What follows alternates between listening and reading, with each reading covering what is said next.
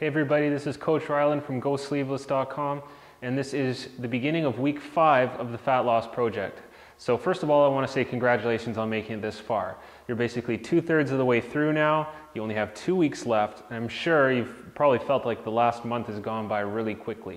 And that's really the whole point. You know, this whole thing shouldn't really be a long and tedious, drawn-out process. It actually does go really quickly. And by the end of it, you're going to be able to look back and see what you've been able to accomplish and be really proud of yourself for doing that. So congratulations again on making it this far. Keep bearing down. You only have 2 more weeks to go, and I know you're going to be really impressed with your results at the end of this. So today I want to talk to you a little bit about what's coming up in this week, the 5th week. And let's start with cardio because that's the simplest change here. With your cardio for this week, you're actually only adding on an additional interval. So now you're doing 5 full intervals, but we're not going to change the duration on you. So you're actually keeping 2 minutes and 30 seconds as your high intensity interval, and then 2 minutes as your low intensity interval. And we're going 5 sets of that. We will change that later on in this week, and again, we're just going to change the duration slightly on your high intensity. We're going to bump that up, but your rest interval, the 2 minutes, is going to stay the same from here on in.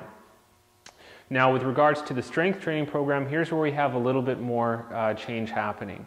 So the first thing that you're going to notice is different is that you're not actually doing band pull downs this week. You don't have that option anymore. So what that means is you're left with chin downs or actually chin ups this week as well. So I'm going to show you how to do a proper chin up. Now, the reason I mention this exercise first is because this is going to be the most difficult, probably the most difficult you'll do throughout this whole program. So if you are unable to do chin ups, then you're going to stick with the chin downs. But you're not doing band pull downs anymore. You've done that for a week, and that's just kind of prep yourself for the last 2 weeks, but that's no longer effective. So with the chin down exercise, if you cannot lower yourself for 3 seconds, so a lot of people just find they drop right now. They get up on that bar and they're lowering themselves down, they just drop. They're not actually able to slow themselves down. If that's the case, then you just continue with the chin downs. But if you get to the point where you can actually do 3 seconds lowering yourself down, and you can do 6 reps of that, then I want you to try and do a full chin up like I'll show you in your exercise video. But if that's not the case, just stick with chin downs, and eventually you'll get to the point where you can do a full chin up. Now, there's a few other exercises that are going to be changing. You'll notice 2 new exercises, one called the toe tappers and one called the dual front dumbbell raise. Both of these exercises are full body exercises, but they're also very much targeting the core muscles, the abdominals, the lower back, and pretty much a lot of the muscle groups in your entire body. And the reason why I introduce these ones now is because I'm not a fan of traditional crunching exercises for the abdominals. The reason for that is because you're only focusing on such a small muscle group, it does nothing for your overall metabolism, and it doesn't burn many calories. So check out those 2 new exercises. They're actually exercises that I've developed, and again, for that same reason, because I don't like traditional abdominal exercises, and these ones are really going to kick it up a notch for you. With regards to some of the other exercises, we're just adding in a few different things here and there. For instance, on the lunge and curl, you're now going to do a lunge, curl, and press. And so we're just adding in another exercise into that one exercise, which is a compound movement. Again, 3 or more exercises piled into one.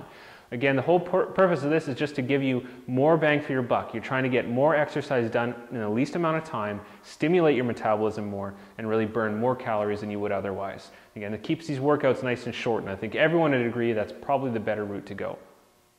Now with nutrition, this is the first week that you'll have the option for a cheat meal.